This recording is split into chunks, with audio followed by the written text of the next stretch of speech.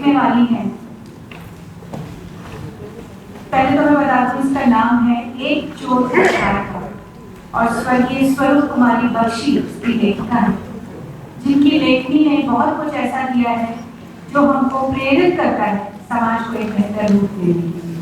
और अगर मैं स्वरूप कुमारी बख्शी जी की बात करूं तो बहुत कुछ है इनके व्यक्तित्व में, बहुत विराट व्यक्तित्व है इनका। इनके पिताजी स्वर्गीय पंडित बद्री प्रसाद शिल्लू जैसे तो उर्दू शायर और अंग्रेजी के कवि थे। कृपया आप लोग अपना मोबाइल साइलेंट पर कर दीजिए। उच्च कोटि के संगीतकार और चित्रकार भी थे इनके पिताजी। और अगर मैं स्वरूप कुमारी बख्शी जी के शैक्षिक योग्यता की बात बताऊं आपको, तो संस्कृत और अंग्रेजी में इन्होंने एमए किया था। साथ ही साथ स्वतंत्रता संग्राम में भी इनका योगदान रहा। सन 1942 में मुंबई, जो तब बम्बई हुआ करता था, उसमें आयोजित अखिल भारतीय कांग्रेस के महाधिवेशन में आपने अपने परिवार के साथ उपस्थिति दर्ज करी और लखनऊ वापस आने पर आपने भारत छोड़ो आंदोलन में भाग लिया। और उसके बाद नेशनल हेराल्ड में जो श्री के रामाराव थे इसके मुख्य संपादक, उनके मार्गदर्शन में खतरनाक भूमिगत आंदोलन भी चलाया, जिस पर आपको लखनऊ की फिरंगी पुलिस ने उनके निवास स्थान को चारों ओर से घेर कर उनको बंदी बनाया। और उसके बाद लखनऊ महिला बंदी गृह में वो कई दिनों तक बंदी के रूप में रहे। आप नारी शिक्षा निकेतन महाविद्यालय लखनऊ में प्राचार्य एवं निर्माता के रूप में सन 1947 से 1969 तक कार्यरत रही, 79 तक माफ कीजिएगा कार्यरत रही। और इसके साथ ही साथ सन 1969 में इंडो सोवियत कल्चरल सोसाइटी ने आपको भारतीय सांस्कृतिक प्रतिनिधि मंडल के नेता के रूप में यूएसएसआर रूस भी भेजा। सन 1981 में माननीय प्रधानमंत्री स्वर्गीय श्रीमती इंदिरा गांधी की प्रतिनिधि के रूप में महिला दल के साथ रूस की यात्रा दूसरी बार की। विधानसभा की सदस्य भी रही और साथ ही साथ 1980 में शिक्षा, प्राविधिक शिक्षा, संस्कृति, गृह एवं समाज कल्याण विभाग, उत्तर प्रदेश शासन की कैबिनेट मंत्री भी रही। बहुत ही खूबसूरत कहानी है जो अब हम आप तक पहुंचाने जा रहे हैं। हो सकता है थोड़ा सा हमारे मंच सज्जा में समय लग जाए, तो मैं आप तक पहुंचाना चाहूंगी वो समारोह भी जो बहुत ही खूबसूरती के साथ हमारी टीम ने तैयार किया है। और बस 2 मिनट के अंतराल में पहुंचेगी आप तक आज की आखिरी प्रस्तुति। नमस्कार, मैं अम्बरीश पॉल। कहानी एक चोर उपकार का, लेखिका स्वर्गीय स्वरूप कुमारी बख्शी।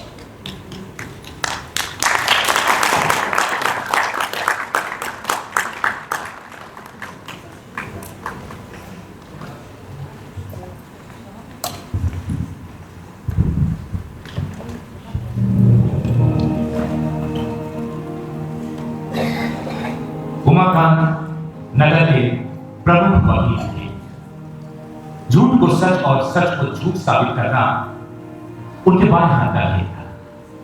इसी खेल में किसी दोषी को फांसी के तख्त से बचा लेते थे और किसी निर्दोष को पूर्व जन्मों के पाप काटने के लिए जेल की सैर करा दिया करते थे। वकालत शतरंज का खेल है। घर में वृद्ध मां, पत्नी और 5 कन्याएं थी। उन सब के वो बहुत ही नेक थे। मां की सेवा करते थे। पत्नी से उन्हें कभी कोई शिकायत नहीं रही। बच्चों की छोटी से छोटी इच्छा पूरी करने में उन्हें खुशी भी होती थी। गरीब संबंधियों और मित्रों की सहायता से वो कभी मुंह नहीं मोड़ते थे। वो कहते हैं, अदालत अदालत है और घर घर है। झूठ सच सब अदालत में और घर की बात घर में। अदालत में वो अपनी पाई वसूलते थे, यानी अपनी फीस कभी नहीं छोड़ते थे। और घर पर पत्नी के कहने पर खर्च में कभी कोई कमी नहीं करते थे। अदालत में एक सच को झूठा बनाने के लिए 100 झूठ बोलते थे और घर में एक झूठ को सच बनाने के लिए 100 बार सच बोलते थे। बोल इतने मधुर की आपको लगेगा कि उनसे बढ़कर कोई कैसी आदत है ही नहीं। कहते हैं कभी कभी वकील और वेश्या का पेशा बिल्कुल एक जैसा लगता है, लेकिन अगर आप उनके चंगुल में एक बार फंस गए तो उनसे बढ़कर आपका कोई दुश्मन नहीं। मधुर भाषा के चक्कर में आप बर्बाद हुए आपका घर बर्बाद हुआ। वेश्या पति पत्नी को लड़वा देती है, वकील भाई भाई को। वेश्या पत्नी के आभूषण बिकवा देती है, वकील जमीन जायदाद। वेश्या मदिरा की लत डालती है और वकील मुकदमों की। वेश्या गलियों के चक्कर कटवाती है, वकील अदालत। उमाकांत जी के दरवाजे पर जो भी मुवक्किल आ गया, फिर वो उनके शब्द रूपी इंद्रजाल से निकल नहीं पाता। वो वकील अपनी जमीन, खेत, जेवर जो भी उसके पास होता था बेचकर उनकी फीस खुशी खुशी दे देता था। गरीब कन्याओं की शादी ब्याह जैसे पवित्र कार्य में हाथ लगाना वो अपना कर्तव्य समझते हैं। इसीलिए उनके घर के एक दरवाजे पर मुवक्किलों की भीड़ और दूसरे दरवाजे पर हाथ पसारे फटे हाथ संबंधियों और मित्रों का जमघट लगा रहता था। रुपया पानी की तरह आता था और चला जाता था। एक दिन एक गरीब खोमचे वाला उनके दरवाजे पर आया। उसका एक ही बेटा था जिसे पुलिस ने हत्या के अपराध में झूठा फंसा दिया था और मुकदमा चला दिया। हाँ, तो क्या करते हो? हुजूर, गजब का खोमचा लगाता हूँ। और कितना कमा लेते हो? यही कोई 150 रुपए। और पैसे कितने लाए हो? हुजूर, ये 500 रुपए है, यही मेरी कुल कमाई है। अरे बेवकूफ, तुम 500 रुपए लेकर कत्ल का मुकदमा लड़ने आए हो? हुजूर, जितनी पूंजी थी सब लेकर आपके पास आ गया हूँ। अरे शहर में और भी वकील हैं। अरे भाई, बाजार में अनाज की चाहे कमी हो जाए, लेकिन टके टके के भाव खोमचा लगाने वाले वकीलों की कोई कमी नहीं है। हुजूर, भाई बाप, देखो, तुम मेरी फीस नहीं दे सकोगे और मेरा उसूल है कि जब तक मुझे फीस नहीं मिल जाती मैं केस को हाथ नहीं लगाता। और हाँ सुनो, तुमने वो एक कहावत तो सुनी होगी ना, बगैर दक्षिणा के यज्ञ अधूरा रह जाता है, समझे? ये कहकर वकील साहब अदालत चले गए। बंसी की आंखों में आंसू आ गए। वो बड़ी आस लेकर यहाँ आया था। लोगों ने उससे कहा था कि यही वकील तुम्हारे पुत्र को बचा सकते हैं। उसका एक ही बेटा है, क्या वो भी फांसी पर चढ़ा दिया जाएगा? उसके दिल में रह रहकर भूख उठने लगी। वो वहीं बैठकर रोने लगा। ठीक उसी समय वकील साहब की पत्नी किसी काम से उनके चैम्बर में आती।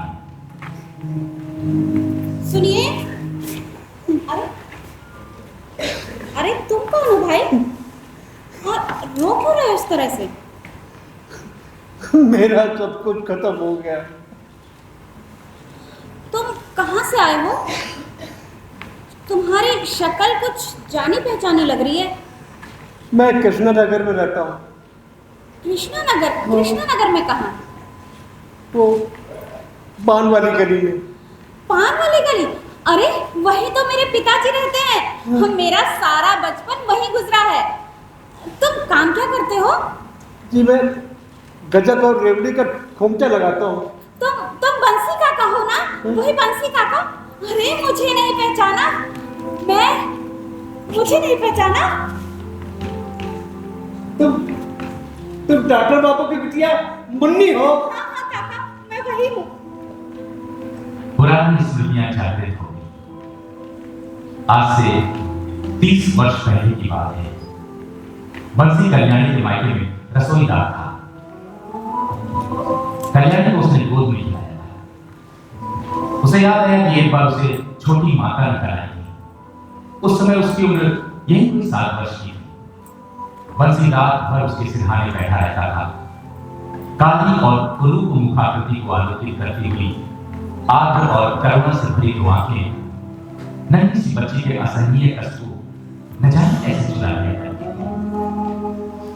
उसके मोटे भद्दे और खुरदरे हाथ नन्ही और कोमल लता के समान देह पर बिखरे हुए माता के दानों की जलती हुई जुबान को अपने अंचल में बटोर कर रखा थे। कल्याणी के मुख पर माता के दानों के 2-4 निशान आज भी हैं। दर्पण में वो जब भी उन निशान को देखती है, बंसी का चेहरा उसके सामने घूमने लगता है। इस घटना के 2-3 साल बाद कल्याणी इतना न जाने क्यों छोटी सी बात पे बंसी से रुष्ट हो गए और उन्होंने बंसी को घर से निकाल दिया।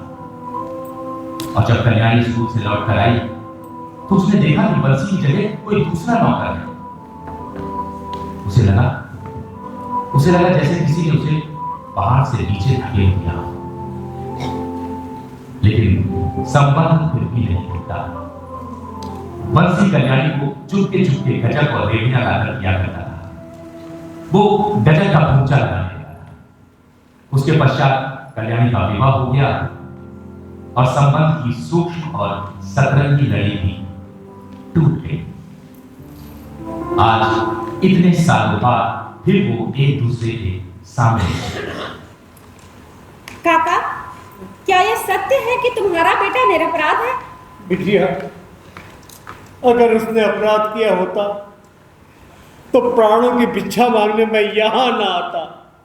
काका, तुम चिंता न करो। यदि तुम्हारा बेटा निरपराध है तो भगवान उसकी रक्षा का साधन अवश्य बना देगा।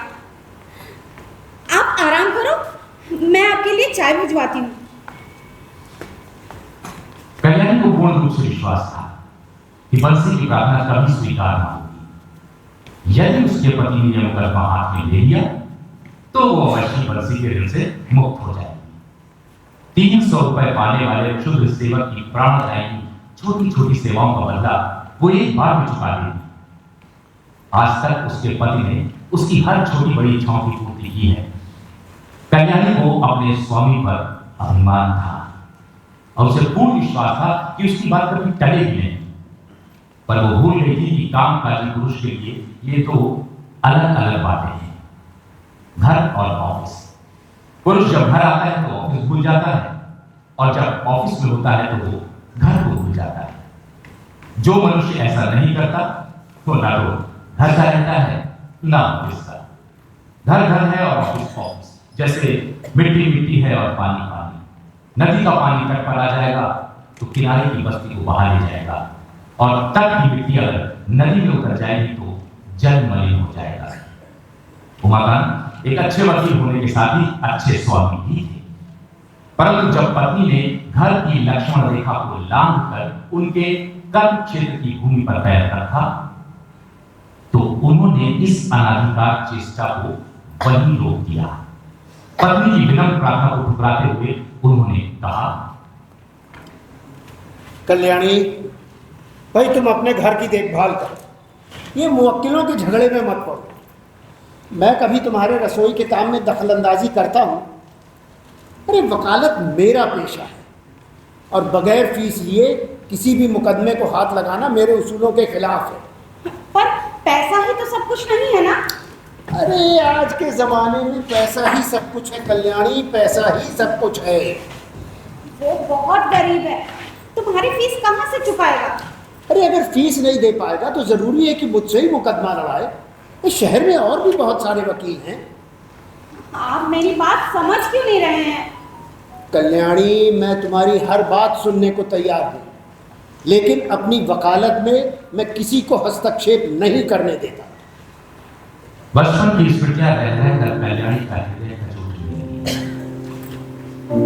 दोबारा कुछ ना कह सकी। विवाहित जीवन में पहली बार उसकी प्रार्थना अस्वीकार हुई थी। उसमें स्वाभिमान था, इसलिए वो मौन हो गई। उसने मन ही मन सोचा कि वो छोटी सी छोटी प्रार्थना लेकर के वकील साहब के पास नहीं जाएगी।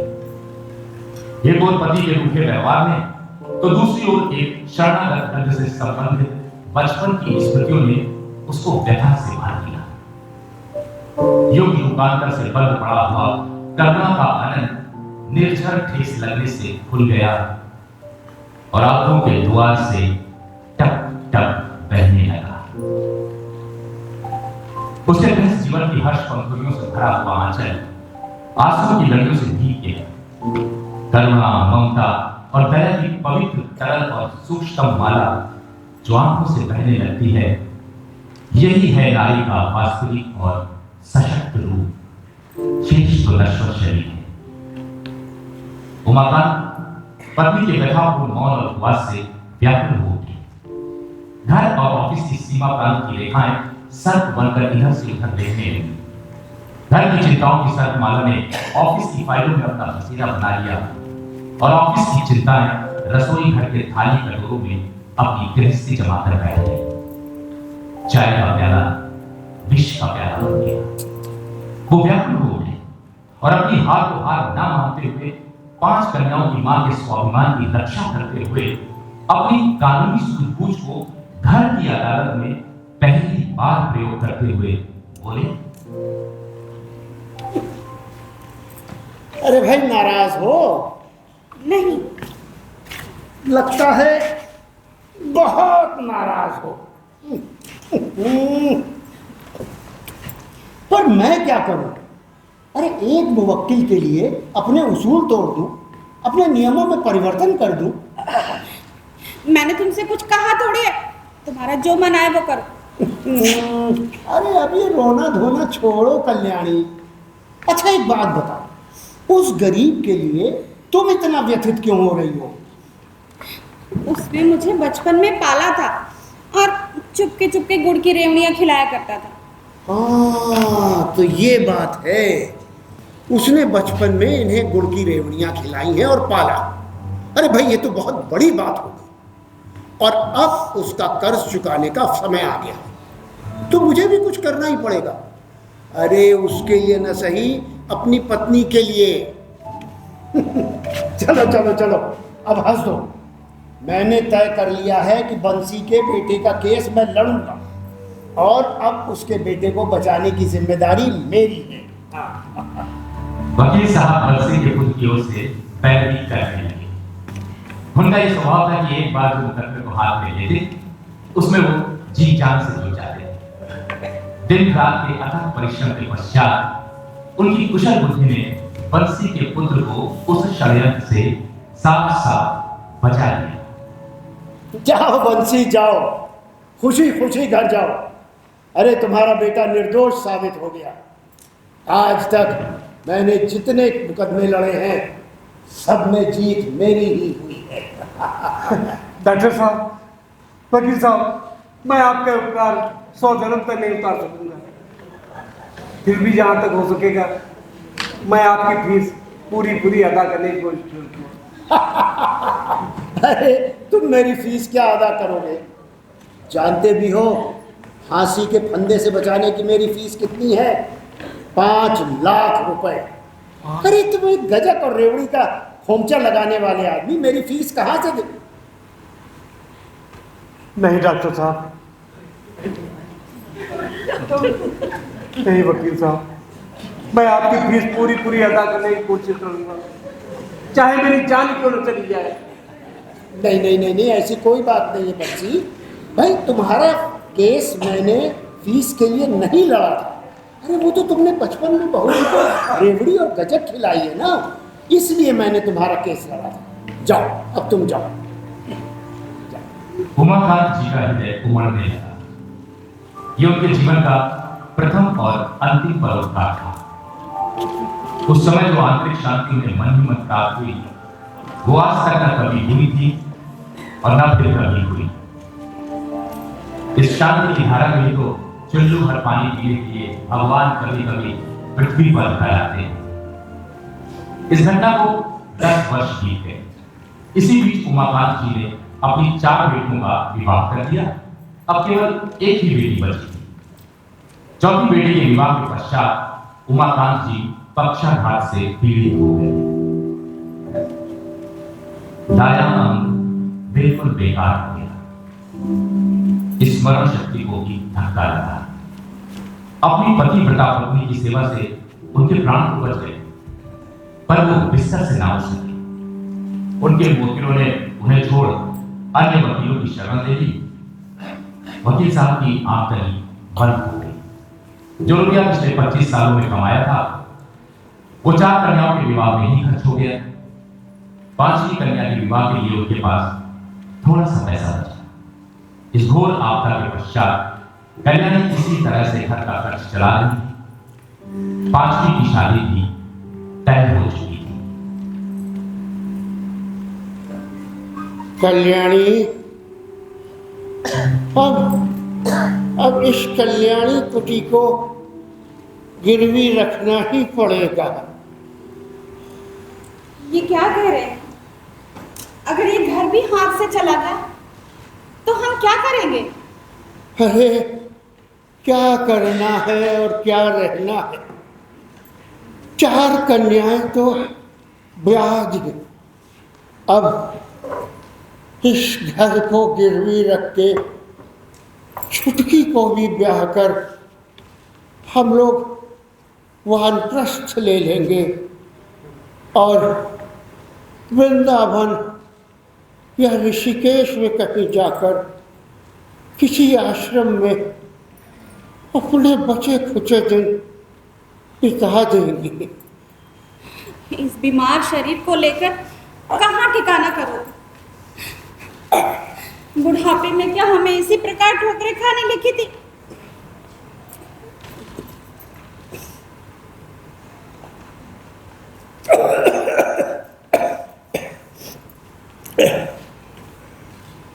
ईश्वर का कहा मानने में ही कल्याण है कल्याणी।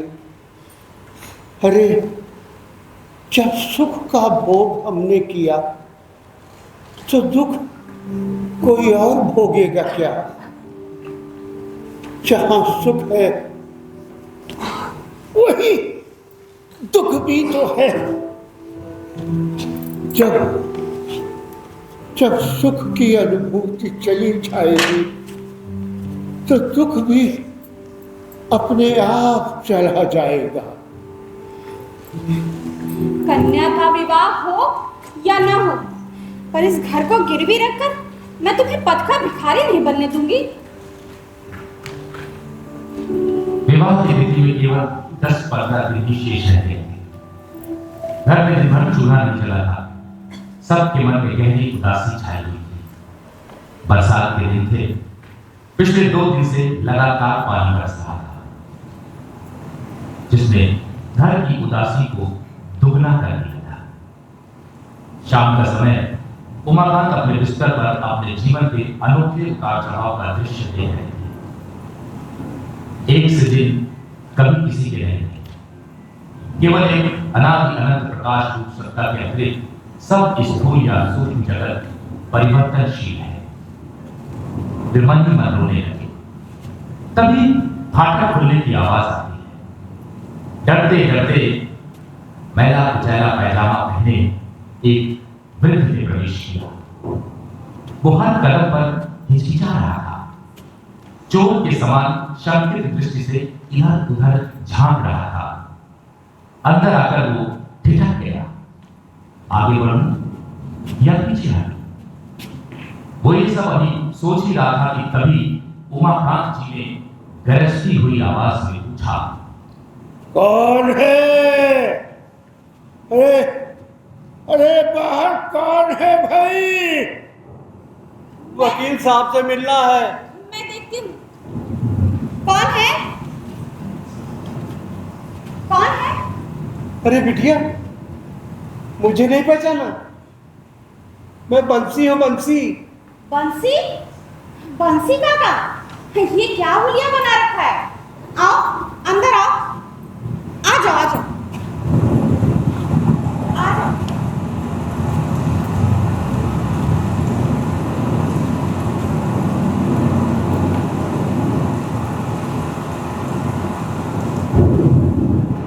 अरे बंसी आया है। बंसी? कौन बंसी भाई? अरे वही जिसके बेटे की आपने जान बचाई थी। अरे अरे बंसी, ये क्या उंगलियां बना रखी है? तुम्हें तो पहचानना ही मुश्किल हो गया है। और वो तुम्हारा बेटा, हाँ हीरा, वो कैसा है बंसी? वो ठीक है वकील साहब। मुकदमा जीतने के बाद मैं और हीरा दोनों दिल्ली चले गए थे। आज कैसे आना हुआ काका? बिटिया, फिर एक बार मदद चाहिए तुम्हारी। हमको गलत न समझना काका, लेकिन अब हम आपकी कोई मदद नहीं कर पाएंगे। क्यों? अरे हीरा फिर किसी परेशानी में फंस गया क्या? नहीं नहीं वकील साहब, मुकदमा जीतने के बाद मैं और हीरा दिल्ली चले गए थे। वहाँ हमने दुकान लगाई। हीरा ने बहुत मेहनत की। आपकी फीस तो देनी थी ना मालिक। मैं आपका उपकार 100 जन्म तक नहीं उतार सकूंगा। ये कहकर उसने अपनी पोटली खोल दी। वकील साहब के सामने 100, 10, 5 के नोट बिखर गए। गंदे पुराने मुड़े हुए नोटों और पुरानी रेजगारी को देखकर लग रहा था कि गत 10 वर्षों में बड़े परिश्रम से एक एक पैसा जमा किया गया है। मालिक, ये रही आपकी फीस, पूरे 5 लाख रुपए। नहीं, ये मैं नहीं ले सकता। क्या क्या क्या तुम मेरी फीस देकर मेरा वो उपकार भी छीन लेना चाहते हो जिसके सहारे मैं भगवान के पास जाने की सोच रहा था?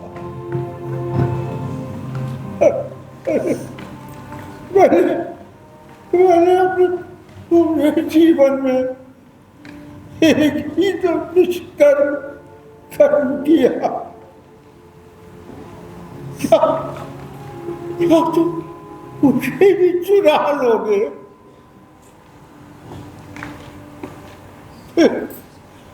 फिर मैं कौन से उपकार या पुण्य का फल लेकर भगवान के पास जाऊंगा?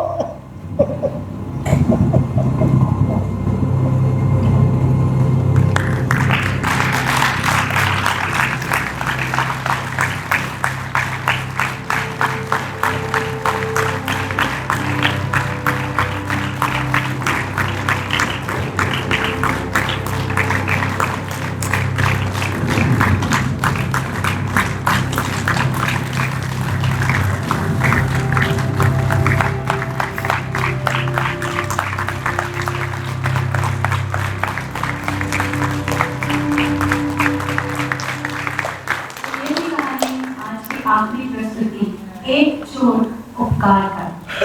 मंच पर नजर आए अमरीश बॉबी,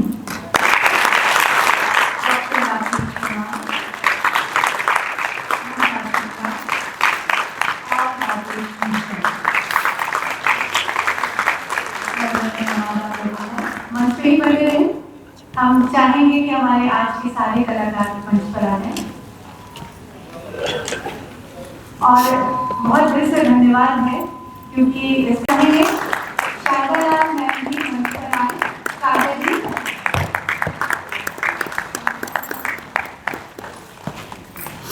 ये जो लोग मंच पर दिख रहे थे ये आपके सामने अपनी कला का प्रदर्शन कर रहे थे, लेकिन जो मंच के परे अपनी कला का प्रदर्शन कर रहे थे उनको भी मैं बुलाना चाहूंगी, कम से कम उनका प्रोडक्शन देना चाहूंगी। संगम जी आप की दरकार स्टेज पर है, विकास श्रीवास्तव जी, आप दोनों ना होते तो कैसे निर्देशित होती हैं कहानियां और कैसे पहुंचती हम सब देखने।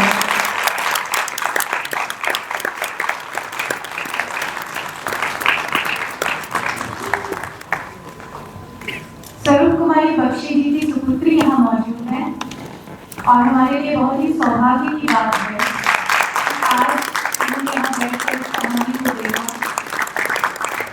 मंच पर हम सुंदर स्वागत करेंगे और जो मंच से परे थे प्रकाश परिवर्तन प्रकाश संचालन संगीत संग्रह और संचालन आदित्य पांडे, संगीत संग्रह सहायक शुभम कुमार देव, मुख्य सचिव शहीद अहमद और सचिव, सेट निर्माण जामिया शहीद नगर, सेट कार्यप्रभारी शुभम कुमार देव,